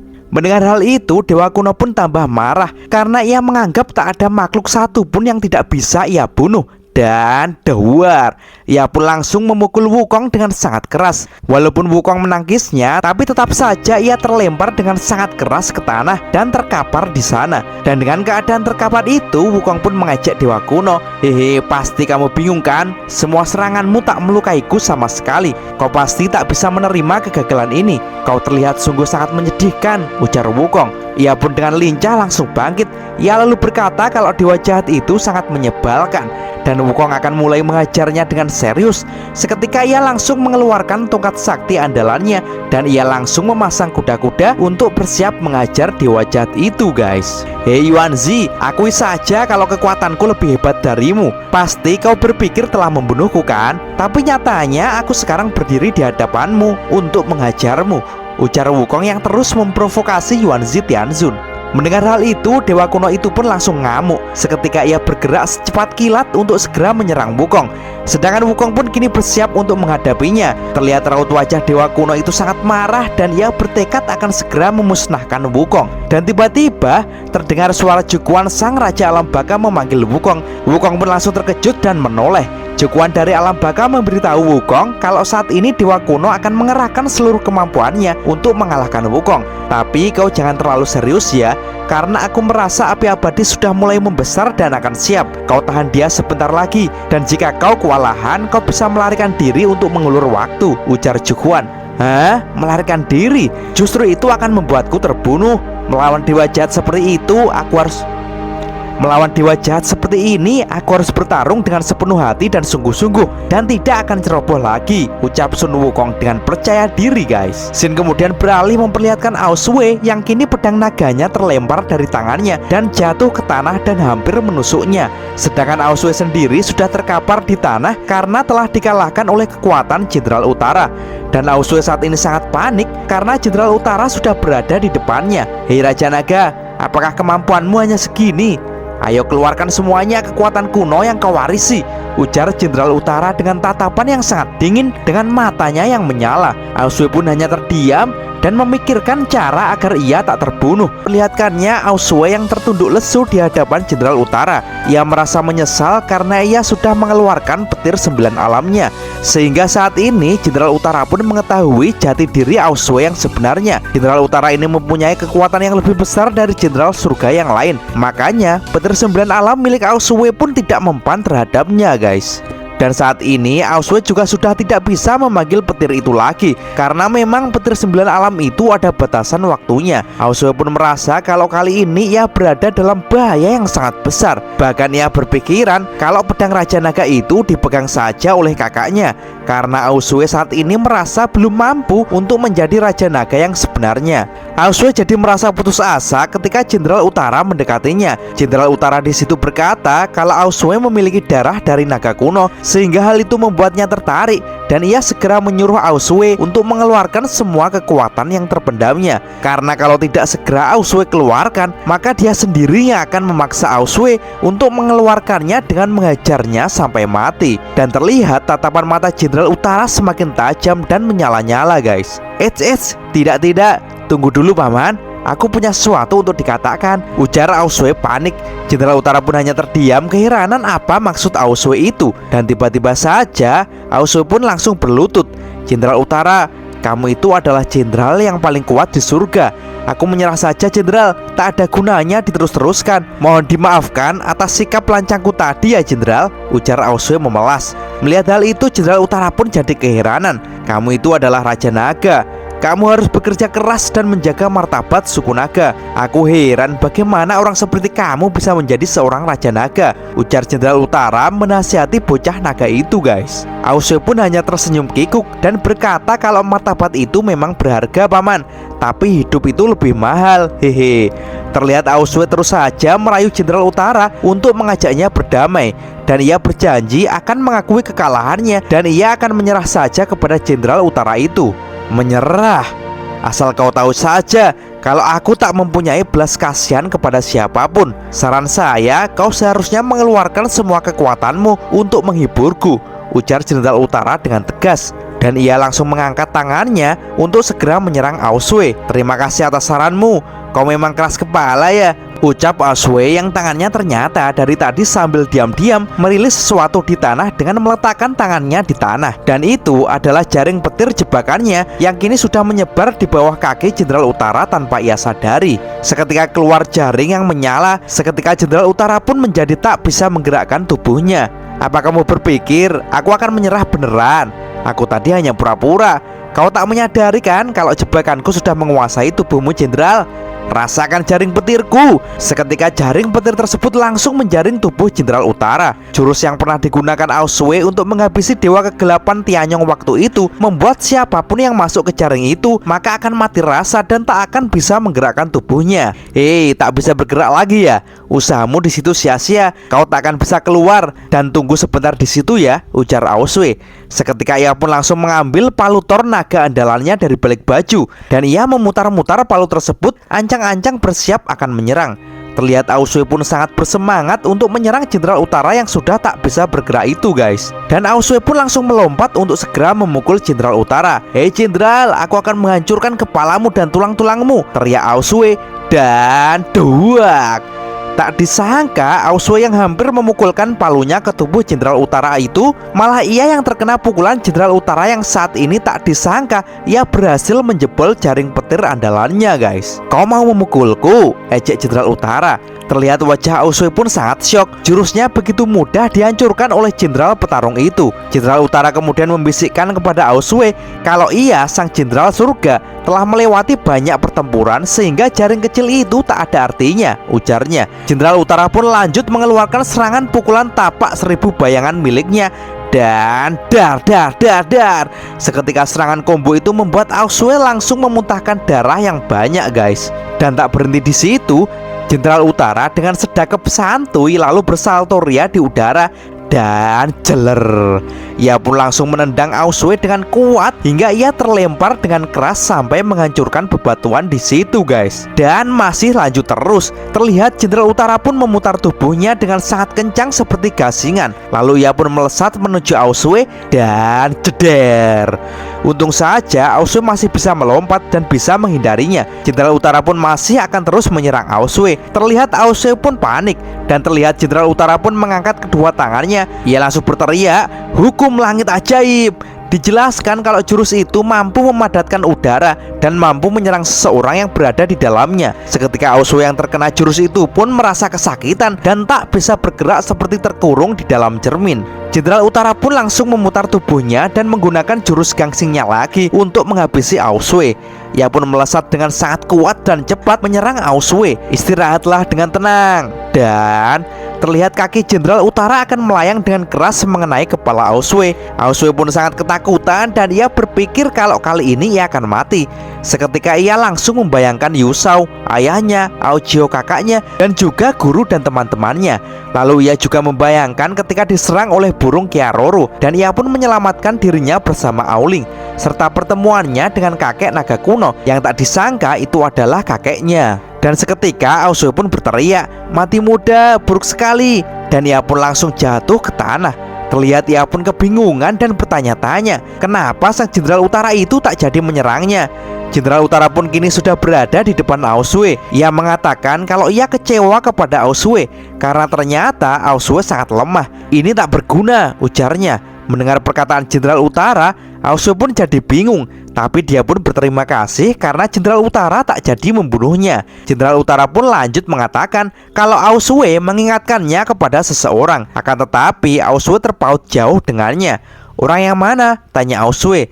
Jenderal Utara lalu bercerita kalau ia telah mengalahkan begitu banyak naga dan ia tak pernah memandang satupun naga di dunia ini. Sampai kemudian ketika kejadian 100 tahun yang lalu, dia bertemu dengan orang itu, orang yang telah mengalahkannya. Ia pun lanjut bercerita kalau orang itu adalah seorang naga tua. Walaupun ia adalah seekor naga, tapi dia memakan naga yang lain. Hingga akhirnya mereka berdua pun berduel di gua kristal dengan waktu yang sangat lama. Dan hasilnya adalah naga itu bisa mengalahkan Jenderal Utara. Dan sebelum pergi, ia memperkenalkan namanya kalau ia adalah Naganeza, sang naga kuno. Dan mendengar nama itu, Aosue pun langsung kaget karena itu adalah kakeknya. "Wajar kalau kau kalah darinya, ia memang seorang monster tua," ujar Aosue. Jenderal Utara kemudian mengatakan kalau naga kuno dan kitab suci itu mempunyai kesamaan, yaitu mereka sama-sama berasal dari luar dunia ini. "Kamu pasti mempunyai semacam hubungan dengannya ya?" "Jawab aku," tanya Jenderal Utara. Mendengar pertanyaan itu, Aosue pun langsung berbohong dengan mengatakan kalau ia tak begitu mengenalnya. Tapi ia sudah beberapa kali melihat naga tua itu. Jenderal Utara kemudian menjelaskan kalau ia mempunyai ambisi untuk selalu mengejar jalan yang terkuat. Dan kekuatan naga kuno itu telah berhasil membuat ia gemetar. Ia merasa takut dan sekaligus gembira karena telah menemukan lawan yang begitu tangguh. Dan saat ini Jenderal Utara ingin menantangnya lagi, guys. Dijelaskan kalau Raja Utara sengaja bergabung ke dalam bayangan gelap adalah agar ia menjadi lebih kuat lagi sehingga bisa menantang dan mengalahkan sang kakek naga kuno, guys. Jenderal Utara pun mengaku kalau ia sudah lama sekali mencari keberadaan naga kuno, tapi hingga saat ini ia masih belum menemukannya. Mendengar hal itu, Aosue pun berkata kepada Jenderal Utara agar dirinya diperbolehkan untuk pergi karena menurut Aosue ia bukanlah tujuan dari sang Jenderal Utara. Dan ia pun perlahan-lahan berjalan untuk segera kabur. Akan tetapi Jenderal Utara itu pun tak akan membiarkan Aosue kabur. Ia langsung menarik baju Aosue dan mengangkatnya, guys. Ia berkata kalau menyerah itu hanya akan membuatmu mati. "Aku hanya respect dengan lawan yang berjuang sampai mati. Sikapmu yang seperti ini, bagaimana orang akan memandangmu?" ujar Jenderal Utara. Mendengar nasihat dari Jenderal Utara, Aosue pun jadi marah. "Jangan ajari aku." "Iya," teriak Aosue dan seketika mengeluarkan petir di tangannya dan menusukkannya ke wajah Jenderal Utara, guys. Jenderal Utara pun hanya terdiam dengan tatapan dinginnya dan berkata kalau sikap Aosue ini telah membuatnya kesal. Dan duak, Jenderal Utara langsung meninju sikut Aoswee dengan keras hingga patah. Aoswee pun mengerang kesakitan, tapi Jenderal Utara meninjunya lagi dengan tangan satunya yang langsung membuat Aoswee terlempar cukup jauh. Aoswee yang melihat kondisi tangannya itu membuatnya menangis guys, karena kini lengkap sudah penderitaannya. Tangan kirinya yang sudah hilang dipotong naga kuno, kini tangan kanannya juga patah. Dan perlahan-lahan terlihat bayangan Jenderal Utara yang mendekati Aoswee. Aoswee pun langsung panik dan meminta agar Jenderal Utara untuk tak membunuhnya. Jenderal Utara pun langsung menatap Aoswee dengan tajam. "Hei bocah, kamu adalah satu-satunya orang yang ada hubungannya dengan naga kuno. Aku akan membunuhmu. Bisakah kau minta tolong pada leluhurmu itu untuk menemuiku?" ujar Jenderal Utara. Terlihat Aoswee yang ketakutan itu mengatakan kalau itu adalah ide yang bagus. Shin langsung beralih memperlihatkan Biksu Tong yang tiba-tiba lenyap. Ternyata kini sudah berada di suatu tempat yang sangat tenang dan indah. Terlihat tempat itu dipenuhi oleh bunga-bunga yang bermekaran. Biksu Tong berkata di dalam hatinya kalau saat ini ia sangat kagum, dan menurutnya tempat ini sangat luar biasa indah. Tapi ia merasa kalau ini hanyalah sebuah ilusi. Tapi tiba-tiba ada orang yang memanggilnya. Seketika ia pun menoleh dan ternyata itu adalah Bailang guys. "Guru, wah ternyata juga ada di sini," teriaknya senang. Biksu Tong pun langsung terkejut dengan kehadiran Bailang dan langsung bertanya tentang bagaimana kondisi tempat ini. Tapi Bailang pun mengaku kalau ia tak tahu apa-apa. Yang ia ingat hanyalah ia habis melawan dewa kuno dan tertidur. Dan saat membuka mata, tiba-tiba ia sudah berada di tempat ini katanya. Dan Bailang berkata kalau bukan hanya dia yang ada di sini, tapi ada yang lainnya juga. Dan seketika dari belakang Biksu Tong muncullah Xiaobe, Baishi, dan Baise. Mereka semua pun mengatakan kalau mereka belum mengetahui di mana mereka berada saat ini, karena mereka semua sama sekali belum pernah melihat tempat ini. Baishi pun berkata kalau ia pikir dia sudah mati dan tak melihat Biksu Tong lagi. Biksu Tong lalu bertanya sudah berapa lama mereka di sini dan apakah ingat prosesnya ketika mereka sampai di tempat ini. Lalu Baise berkata kalau ia datang melalui cahaya putih. Biksu Tong pun langsung terdiam memikirkan apa yang terjadi dengan semua ini, karena ia juga datang ke tempat ini juga melalui cahaya putih. Dan tiba-tiba saja terdengar suara seorang gadis yang berkata, "Ini tidak seperti yang Anda pikirkan guru." Dan ternyata itu adalah Xiaoyu guys, yang saat ini sedang berdiri di atas bunga teratai dengan cahaya di belakangnya. Ia kemudian menjelaskan kepada semuanya kalau mereka sekarang berada di dalam nyala api abadi. Xiaoyu membawa mereka semua ke sini agar mereka semua bisa beristirahat, karena menurutnya semuanya sudah bekerja dengan sangat keras. Melihat kemunculan Xiaoyu di depan mereka, mereka pun tampak senang, terutama Bailang. Ia pun lalu segera mendekati Xiaoyu. Akan tetapi Xiaoyu langsung menyuruh Bailang agar jangan mendekatinya. Seketika Bailang pun langsung menghentikan langkahnya. Dan Xiaoyu pun berkata kalau ia sudah berbeda dengan yang dulu. Setelah memasuki pusat inti dari api abadi, Xiaoyu merasa telah belajar dan berubah. Dan pada saat yang sama ia melihat langit yang sangat luas dan tak terbatas. Biksu Tong pun hanya tertegun dan bertanya-tanya apa maksud yang dikatakan Xiaoyu itu. Bailang kemudian berkata kenapa Xiaoyu tiba-tiba mengatakan sesuatu yang sulit untuk ia mengerti, karena ia bingung bagaimana dengan bagian langit yang lain. Di situ kemudian Xiaoyu menjelaskan kalau api abadi adalah salah satu dari elemen dunia yang menghubungkan dengan dunia yang lainnya. Dan sekarang Xiaoyu telah menghubungkan dunia dengan dunia yang lainnya itu. Shin kemudian beralih memperlihatkan Sun Wukong yang saat ini masih bertarung dengan dewa kuno dengan sangat sengit guys. Terlihat dewa kuno mengepalkan tinjunya dan akan menyerang Wukong. Wukong pun dengan tatapan mata yang tajam juga sudah siap menghadapi serangan dari dewa kuno itu. Sun Wukong kali ini berniat ia akan membalas dendam dengan dewa kuno yang dulu telah membunuhnya. Sun Wukong tak peduli dalam pertarungan ini untuk menyelamatkan dunia atau untuk dendam pribadinya, karena pertarungan hari ini dengan Yuan Zi Tianzun akan dinikmati sepenuhnya oleh Sun Wukong. Dan ia tak akan takut mati karena memang sebenarnya Wukong kan sudah mati. Ia pun kemudian mengangkat tongkatnya dengan semangat, lalu berteriak dan bersiap untuk menyerang dewa kuno. Dan Sun Wukong langsung melancarkan pukulan tongkatnya dengan bertubi-tubi kepada dewa kuno. Pang, pang, pang, pang, pang. Pukulan cepat dan rapat memukuli dewa kuno itu dengan sangat brutal dan menekannya sampai jauh terbang ke udara guys. Dan Wukong pun terlihat ancang-ancang lagi dan akan memukul dengan keras. Ya, doang. Wukong lalu memukul wajah Yuan Zi dengan sangat keras. Yuan Zi pun sangat geram dengan serangan brutal dari tongkat Wukong yang terus menekannya. Lalu dia berkata kalau serangan itu begitu membosankan dan tak membuatnya sakit sama sekali katanya. Aku akan akan melakukan sesuatu untukmu dan akan membuatmu menjadi debu seperti pertarungan terakhir kita, ujar Dewa Kuno. Dan ia pun langsung bersiap untuk mengeluarkan jurusnya. Haha, tidak semudah itu, ejek Wukong. Menghindar aja terus, ujar Dewa Kuno dengan sangat kesal. Dan Wukong pun dengan lincah menghindarinya lagi. Gerakanmu sangat lambat sekali, Yuanzi, ejek Wukong lagi. Bahkan ia pun memantulkan tubuhnya ke tubuh Dewa Kuno dengan ekornya, guys, dan langsung melompat dan ancang-ancang untuk memukul Dewa Kuno itu dengan keras. Kau pikir tongkatku tak mampu melawanmu, hah? Coba rasakan pukulan ini, teriak Wukong. Dan doang, Wukong pun langsung memukul Yuanzi tepat di kepalanya, guys. Pukulan tersebut membuat Dewa Kuno itu sedikit memuncratkan darah. Ia pun menjadi sangat geram. Dan ia langsung mengeluarkan hempasan panah-panah penderitaan andalannya, guys. Seketika terlihat kekuatan panah-panah itu sangat besar dan rapat hingga memenuhi langit. Wukong pun mencoba menahan serangan yang mematikan itu dengan tubuhnya. Ia pun terlempar dan berputar-putar dengan cantik dan mendarat di tanah. Tapi terlihat tubuh Wukong tak terluka dengan serangan itu, karena memang tubuh Wukong sekarang adalah tubuh baru yang dibuat dari batu spesial dari alam baka. Tapi tak bisa dipungkiri, Wukong merasa kalau kekuatan Dewa Kuno saat ini lebih besar daripada terakhir kali ia melawannya. Dan setiap serangan dari dewa jahat itu sangat mematikan. Dan tiba-tiba Jukuan dari alam baka pun berkata kepada Wukong, jika Wukong tak hati-hati, ia akan menderita kerugian dan kekalahan. Ia menjelaskan kalau Dewa Kuno saat ini merasa tak banyak waktu lagi, sehingga ia menyerang Wukong dengan seluruh tenaganya. Dia adalah dewa kehancuran, sehingga sangat sulit bagi makhluk fana melawannya. Tapi meskipun begitu, bukan berarti ia tak punya kelemahan. Apa kau tahu kelemahannya? Tanya Wukong. Jukuan pun menjelaskan kalau Dewa Kuno itu mempunyai banyak kepribadian, dan pada saat yang sama itu akan menghabiskan kekuatan spiritualnya. Dia perlu terus-menerus mengubah kepribadiannya untuk beristirahat. Dan saat ini yang Wukong lawan adalah kepribadian Yuanzi Tianzun yang paling kuat, tetapi ketahanannya adalah yang paling rendah, sehingga ia tak akan bisa bertarung dalam waktu yang lama.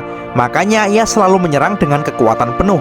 Tapi nyatanya dalam pertarungan jarak dekat tidak sebaik Wukong dan masih kalah dengannya. Kalau begitu kamu bisa melawannya dengan jarak dekat, ujar Jukuan. Tapi Wukong pun berkata kalau ia dekat dengan dewa jahat itu akan membuatnya jadi batu lagi. Jukuan pun lalu menjawab, aku pikir kecepatan menghindarmu bisa mengatasi hal ini. Tapi jika tidak berhasil, ya sudah, coba pikirkan solusi lain. Sun Wukong pun kemudian berterima kasih atas saran yang diberikan Jukuan. Dan ya, jika tak berhasil, kita akan bertemu lagi, ujar Wukong. Dan terlihat Dewa Kuno sudah berada tepat di hadapan Wukong. Ia pun bersiap untuk mengeluarkan serangan terkuatnya. Ia pun bertanya kepada Wukong, kenapa barusan Wukong berbicara sendiri? Kau takut ya, ujarnya. Sayang sekali, kali ini aku tak akan mengampunimu. Kau hanya berniat untuk menunda langkahku saja kan, sampai api abadi menjadi besar, ucap Dewa Kuno. Ia pun terlihat mengangkat kedua tangannya ke atas. Jukuan pun langsung panik dan menyuruh Wukong untuk hati-hati, karena saat ini ia sedang mengumpulkan seluruh kekuatannya. Wukong pun hanya menatap sang Dewa Kuno itu dengan pandangan yang serius. Dan terlihat tangan Dewa Kuno pun menjadi hitam pekat, penuh aura kegelapan. Ia berkata kalau dengan satu pukulannya ini akan mengakhiri hidup Wukong. Dan jeder, Dewa Kuno langsung menembak Wukong dengan kekuatan ledakan berwarna merah kegelapan yang sangat dahsyat, guys. Wukong pun langsung mencoba untuk menahannya dengan tongkat andalannya itu. Jukuan pun panik dan menyuruh Wukong untuk keluar dari jangkauan ledakan itu. Dan terlihat Wukong pun kini terseret mundur, guys. Tidak mungkin, kekuatan ini terlalu besar, tidak ada jalan untuk kabur. Aku hanya punya satu cara untuk mendekatinya, ucap Wukong. Dan Dewa Kuno pun seketika melompat dan akan bersiap menyerang lagi dengan kekuatan yang tidak main-main. Hei monyet, kamu memang cukup cerdas dalam membaca lawan, tapi hasilnya sama saja. Perbedaan kekuatan kita terlalu jauh seperti langit dan bumi, teriak Dewa Kuno. Dan ia langsung memukul tanah dengan sangat dahsyat. Blar! Seketika ledakan dahsyat itu merambat di tanah dengan sangat kuat dan menyerang Sun Wukong, guys. Wukong pun hanya bisa menahan dengan semampunya bersama tongkat saktinya. Dewa Kuno pun menambah serangannya lagi. Ia kemudian memukulkan tangan satunya lagi dan membuat ledakan itu menjadi bertambah besar. Dan tak berhenti di situ, ia kemudian mengangkat kedua tangannya Dan jedar, pukulan dari kedua tangannya itu mengeluarkan kekuatan ledakan yang super dahsyat yang melahap Wukong guys. Akan tetapi tampaknya ada keanehan di situ. Dewa kuno pun langsung terkejut dan heran apa yang sebenarnya terjadi. Serangan itu menimbulkan asap yang sangat tebal, dan dari asap yang tebal itu tiba-tiba terlihat sepasang mata yang menyala dan mengerikan. Dan sudah bisa ditebak itu adalah Wukong yang telah berubah menjadi wujud monsternya guys. Wukong pun langsung melompat, meraung dan mencengkeram Yuanzi Tianzun. Dewa kuno itu pun sangat syok melihat Wukong masih hidup. Ia pun sangat geram dan berkata kalau tangan Wukong yang menggenggamnya ini akan ia ubah menjadi batu. Wukong pun geram dan ia langsung menghantamkan dewa jahat itu ke tanah dengan sangat keras berulang kali. Dan wing, Wukong langsung melemparkannya dengan kuat. Dan dar, Yuanzi Tianzun pun menabrak bukit dengan keras hingga hancur guys. Terlihat dewa kuno itu pun dengan susah payah berusaha untuk bangun lagi. Dan Yuanzi Tianzun pun semakin bertambah marah kepada Wukong. Tapi Wukong pun terlihat pasang badan dan tak gentar sedikit pun dengan dewa jahat itu. Dan Wukong pun memeriksa tubuh dan tangannya, hingga akhirnya ia tersadar kalau tubuhnya saat ini tak terluka sama sekali. Wukong pun merasa senang dengan tubuh barunya ini, benar-benar tubuh yang luar biasa. Dan dari alam baka, Zhuquan pun berkata kepada Wukong, "Kenapa kau tampak keheranan Wukong? Aku sudah berjanji akan membantumu. Dan cincin emas yang kuberikan padamu itu adalah harta dari para leluhurku. Itu akan memblokir semua mantra dan membuat pertahananmu meningkat pesat. Hei Wukong, kau tak usah khawatir akan menjadi batu lagi. Tapi serangan dewa kuno itu tetap harus kau perhitungkan," ujar Zhuquan. Dan di sisi lain, Yuanzi pun sangat geram dan keheranan. Kenapa kali ini ia tak bisa mengubah tubuh Wukong menjadi batu? Apa yang sebenarnya telah terjadi pada monyet itu? Ujar dewa kuno dalam hati. Wukong pun saat ini tambah semangat dan percaya diri. Ia pun dengan bangga memukul-mukul dadanya. "Dewa kuno, kau bukan lawanku," teriak Wukong dengan sombongnya. Dia pun langsung melompat dan akan memukul Yuanzi dengan kedua tangan raksasanya. Pukulan kera besar, duar. Pukulan itu langsung membuat batu di situ hancur lebur. Tapi untung saja dewa kuno itu segera menghindar, dan kini dewa kuno pun langsung bersiap memukul balik. Tapi tiba-tiba, duang, terlihat wajah dewa jahat itu tertimpa sebuah batu dengan keras hingga batu itu hancur guys. Dan ternyata itu adalah ulah Wukong. Rasakan ini, Wukong pun lalu melempari dewa jahat itu dengan batu lagi dengan brutal. Terlihat dewa jahat itu pun tak berdaya dengan lemparan batu-batu itu. Hingga kemudian Wukong pun mengambil batu lagi dan membuat batu-batu itu terbakar dengan api. "Meteor keras super," teriak Wukong dan langsung melemparkan batu-batu api itu kepada Yuanzi Tianzun. Jeder, jeder, jeder, jeder. Sungguh pemandangan yang menakjubkan guys. Tembakan-tembakan bola api itu pun dengan sangat brutal menyerang dewa kuno. Yuanzi Tianzun pun hanya bisa pasrah menahan serangan-serangan itu. Terlihat Wukong pun sangat menikmati hal itu. "Hei dewa jahat, kau belum pernah kan dilempari batu meteor seperti ini?" teriak Wukong dengan puas. Wukong pun terus saja melemparkan batu-batu meteornya itu. Jelas saja hal itu membuat dewa kuno semakin marah dan marah lagi. Dan kemarahannya pun semakin memuncak. Ia pun lalu mengumpulkan jurus panah-panah penderitaannya di tangannya sampai membentuk sebuah tombak hitam raksasa. Dewa kuno yang sudah sangat geram itu pun sudah sangat emosi dan langsung melemparkan tombak itu kepada Wukong. Dan jeler, tombak hitam itu langsung menusuk tubuh Wukong dan meledak-ledak dengan dahsyat menghancurkan tubuh Wukong. Akhirnya selesai juga. Aku sudah kesal dengan monyet sialan itu," ucap dewa kuno itu puas karena mengira kalau Wukong telah hancur oleh serangan terkuatnya tadi. Ia pun langsung melesat terbang untuk menuju ke api abadi. Ia pun melihat kalau api sudah berubah menjadi besar, dan jika api itu membesar secara penuh, maka ia akan terlambat. Maka ia pun akan segera bergegas. Tapi tiba-tiba ia pun dikejutkan oleh sesuatu guys.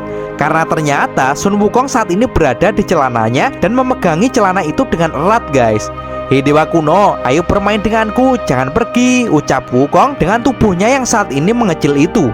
Haha, Wukong dilawan. Jelas saja hal itu langsung membuat dewa jahat itu emosi lagi. "Monyet sialan, kau mempermainkanku," teriaknya dengan sangat kesal. Melihat orang tua yang begitu marah itu pun Wukong langsung bersalto ria dan menjauh guys. Dan terlihat saat ini Wukong merubah posisinya menjadi bersila dan merapatkan kedua telapak tangannya. Jurus 1000 bayangan. Seketika keluar percikan cahaya yang sangat banyak dari tubuhnya. Dan dari cahaya itu satu persatu berubah menjadi wujud Wukong. Dan Wukong pun kini menjadi sangat banyak sekali. Tanpa basa-basi mereka pun langsung mengeroyok dewa jahat itu. "Ayo ajar bersama-sama," teriak Wukong. Melihat hal itu, Yuan Zitianzun pun sang dewa tertinggi itu pun tak terima. Ia pun juga berteriak, "Maju kalian semua, tak peduli berapa banyak dirimu, aku akan melenyapkan kalian semua." Shin langsung berpindah memperlihatkan Xiaoyu. Ia berkata kepada Biksu Tong dan yang lainnya kalau Biksu Tong yang telah menempuh jarak 1000 mil untuk sampai di tempat ini bukanlah akhir dari dunia. Dan Xiaoyu memberitahu kalau di seberang pantai lain ada banyak dunia aneh yang berbeda. Dan api abadi adalah elemen yang menghubungkan dunia ini dengan dunia lain itu. Bailang pun langsung terkejut mendengarnya. Ia tak menyangka ada dunia lain selain dunia yang mereka tempati. Baisu pun penasaran dan bertanya, apakah berarti jika ingin pergi ke dunia itu maka bisa menggunakan api abadi ini? Xiaoyu pun menjawab kalau mereka telah terhubung dan terpengaruh dengan dunia yang berbeda itu. Dan kini keseimbangan yin dan yang di dunia ini juga sudah kembali lagi. Biksu Tong pun bertanya, apakah Xiaoyu saat ini benar-benar sudah menjadi api abadi dan semuanya sudah kembali normal lagi? Xiaoyu pun menjawab, tidak, karena saat ini ia masih dalam tahap yang sangat kritis dan ini hanyalah ruang yang sementara. Dan Bailang pun bertanya, apakah mereka yang berada di dalam api ini saat ini pertempuran di luar masih berlangsung? Dan Xiaoyu menjawab, benar sekali. Dan Xiaoyu kemudian berkata, kalau saat ini dewa kuno itu masuk, maka tak ada yang bisa menolaknya. Dan sebelum itu terjadi, Xiaoyu berniat akan keluar dan mencegahnya sendiri. Dan seketika ia pun mengeluarkan api dari tangannya. Dan ia pun berkata, akan kujaga elemen api abadi ini agar terbakar lagi. Dijelaskan setelah Xiaoyu masuk ke dalam singularitas, Xiaoyu disibukkan dengan banyak bekerja dan belajar. Dan ia pun juga mempelajari cara mengendalikan api abadi. Hingga akhirnya Xiaoyu berhasil memadatkan api abadi yang sekarang berada di tangannya. Dan selama Xiaoyu menguasai api abadi itu, maka Xiaoyu akan bisa melawan penyusup yang akan masuk ke singularitas. Dan saat ini kekuatan Xiaoyu pun sudah berkembang dengan sangat pesat. Akan tetapi kekuatan itu belum sepenuhnya Xiaoyu kuasai dan masih membutuhkan sedikit waktu lagi agar Xiaoyu bisa menguasai sepenuhnya. Akan tetapi walaupun masih sedikit yang dikuasai Xiaoyu, Xiaoyu yakin kalau itu sudah mampu untuk menahan dewa kuno agar tak masuk ke tempat ini. Dan saat ini Xiaoyu akan melakukannya, guys. Xiaoyu di situ memberitahu kepada semuanya bahwa di luar Sun Wukong dan Aosui masih terus berjuang menghadapi dewa kuno dan Jenderal Utara sampai api abadi benar-benar membesar. Bailang pun langsung bertanya, apakah Kak Wukong benar-benar hidup lagi? Sedangkan Xiaobei merasa kalau Jenderal Utara itu sangatlah kuat, bahkan dengan satu pukulan saja bisa membunuhnya. Lalu Baise kemudian bertanya, apakah sekarang mereka saat ini hanya berharap kepada monyet dan manusia naga itu? Baisi pun menambahkan, jika mereka kalah dan dewa kuno serta Jenderal Utara berhasil masuk ke sini, maka mereka semua yang ada di dalam pasti akan dibunuhnya. Bailang di situ pun langsung meminta kepada Xiaoyu agar ia dikeluarkan saja untuk membantu Kak Wukong dan Aosui melawan musuh yang kuat itu. Akan tetapi di situ Xiaoyu tak mengizinkan Bailang untuk keluar karena Bailang di dalam sini masih harus memulihkan tenaganya. Jika Bailang keluar dari sini itu akan percuma karena kekuatannya masih sangat lemah karena saat ini ia masih dalam masa pemulihan, guys. Biksu Tong pun langsung menyuruh muridnya itu untuk tetap tenang karena ia percaya Sun Wukong dan Aosui pasti akan mampu mengatasinya. Dan tiba-tiba Pat Kai dan Wu Qing pun juga muncul di tempat ini, guys. Pat Kai pun terlihat sangat gembira bertemu dengan guru dan teman-temannya. Bailang pun juga sangat antusias melihat kedatangan kakak seperguruannya itu. Pat Kai yang saat ini masih terkejut dengan tempat itu, ia pun bertanya kepada semuanya, adakah yang bisa memberitahu babi tua ini apa yang sebenarnya terjadi? Tiba-tiba tempat aneh ini datang dengan sekejap mata, tanya Pat Kai. Biksu Tong pun lalu menjelaskan kalau kita semua berada di dalam pusat badai api abadi dan mereka semua ada di sini karena dikirim oleh Xiaoyu. Xiaoyu, apakah dia yang ada di atas itu? Kenapa dia sekarang terlihat sangat berbeda? Ujar Pat Kai. Biksu Tong pun membenarkan Pat Kai dan menjelaskan kalau Xiaoyu sekarang telah mengetahui dengan pasti siapa dirinya sebenarnya dan tentu saja dia akan terlahir kembali. Bukankah ini yang kita harapkan? Ucap Biksu Tong. Dan terlihat Xiaoyu pun kini menyambut Pat Kai dan Wu Qing. Ia berkata kalau ia membawa mereka ke sini untuk beristirahat karena mereka berdua sudah kelelahan.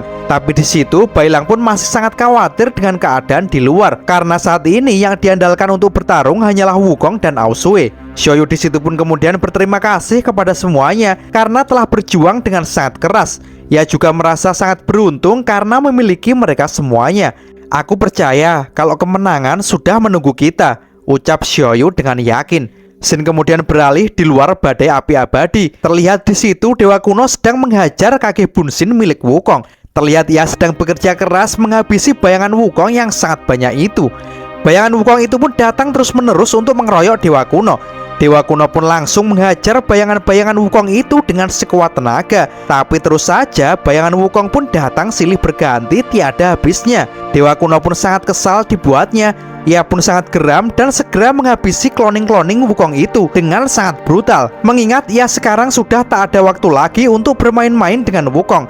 Tapi bayangan-bayangan Wukong pun terus menghantui dewa gelap. Mereka tak hanya menyerang fisik saja, akan tetapi juga menyerang mental dengan terus-terusan mengejek dewa kuno. Hingga akhirnya para Wukong itu pun berkumpul menjadi satu dan menyerang dewa kuno bersama-sama. Hingga tubuh dewa kuno pun sekarang sudah tak kelihatan lagi, tertutup oleh bayangan-bayangan Wukong guys. Tapi tiba-tiba Dawar, dewa kuno yang sudah benar-benar muak dengan Wukong langsung menghempaskan Wukong dengan kekuatan panah penderitaan andalannya. Bayangan-bayangan Wukong yang terpental itu pun menghilang satu persatu karena ledakan dari kekuatan Yuanzi Tianzun.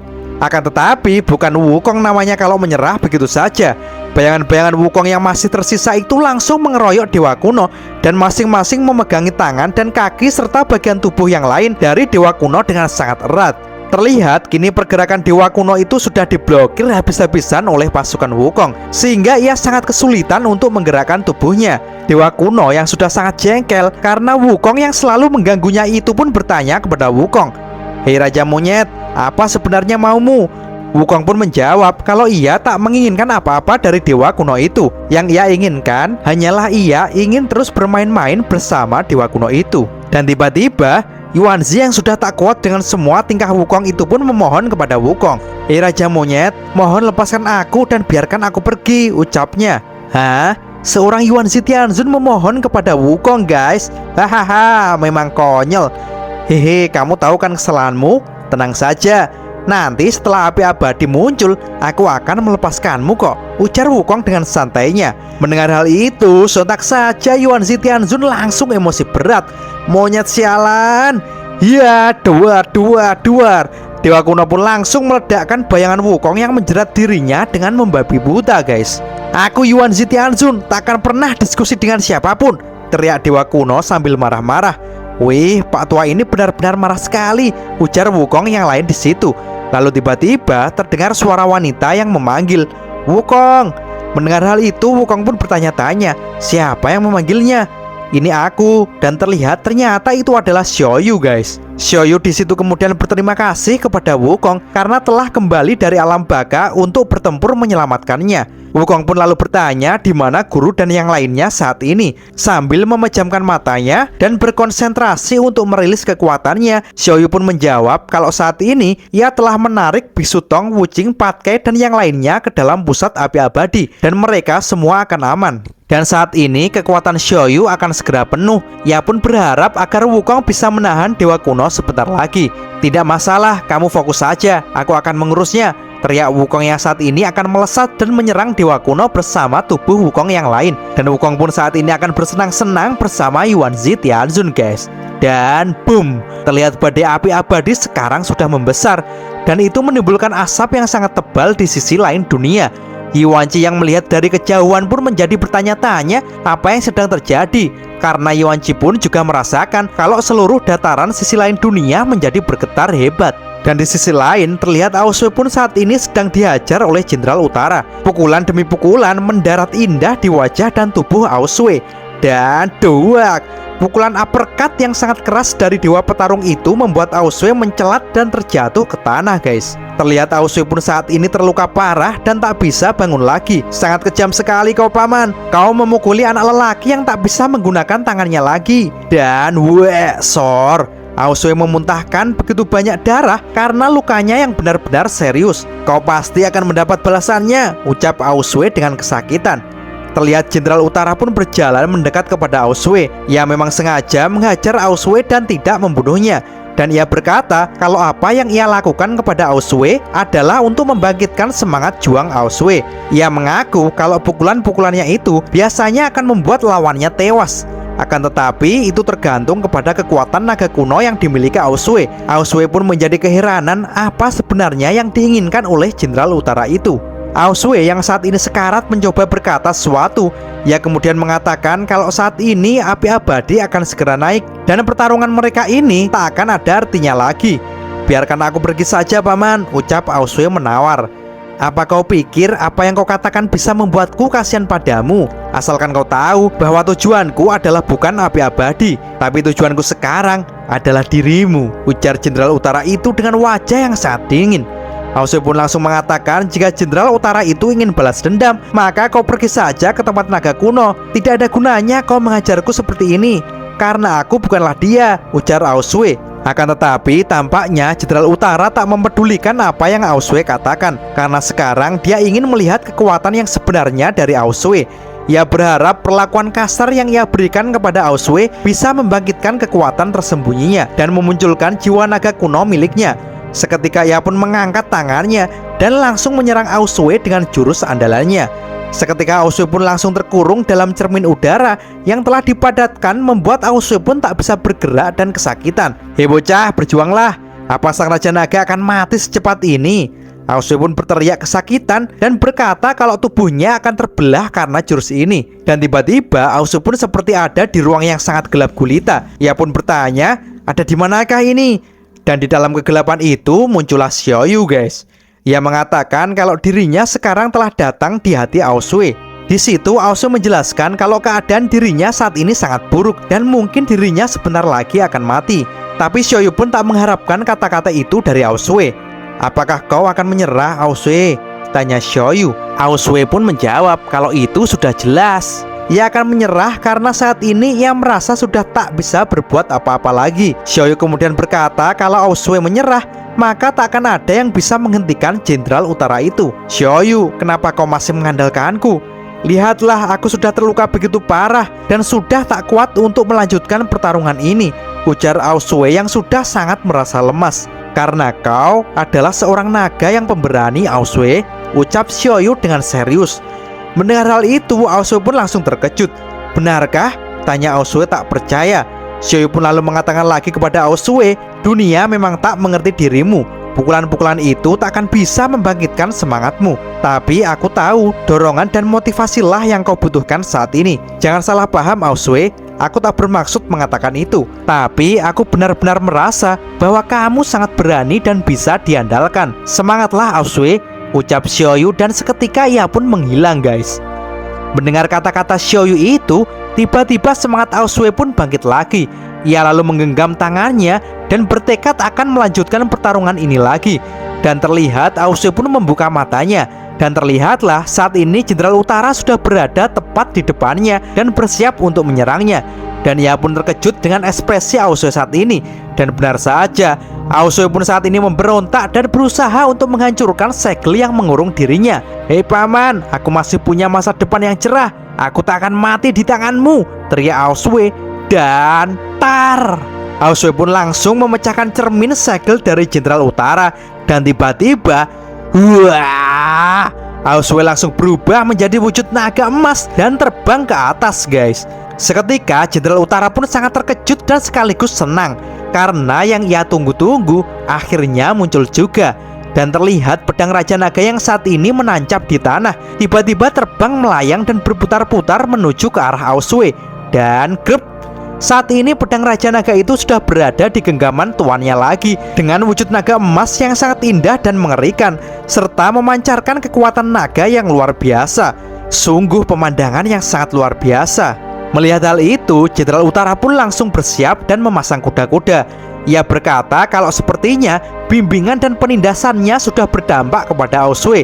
Dan ia mengaku kalau inilah yang dia harapkan dari tadi, yaitu kekuatan yang seperti ini, katanya. Jenderal Utara pun saat ini sudah bersiap untuk bertarung dan ia mengatakan kalau kekuatan yang Aosue keluarkan saat ini adalah kekuatan tertinggi yang bisa muncul saat pertempuran hidup dan mati. Naga emas, ayo kita bertarung, ujar Jenderal Utara dengan semangat. Naga emas Aosue dengan menggigit pedang Raja Naganya langsung melesat dan meluncur untuk menyerang Jenderal Utara. Sedangkan Jenderal Utara pun juga sudah bersiap beradu kekuatan dengan naga legendaris itu. Ia pun mengangkat tangannya dan boom! Tabrakan tersebut langsung menimbulkan ledakan berwarna kemerahan yang sangat dahsyat sekali. Dan cerita pun bersambung. Oke teman-teman, terima kasih sudah nyimak alur cerita kali ini sampai habis. Semoga teman-teman terhibur. Jangan lupa terus dukung channel ini agar terus berkembang ya. Dan sampai jumpa di episode selanjutnya. Assalamualaikum warahmatullahi wabarakatuh.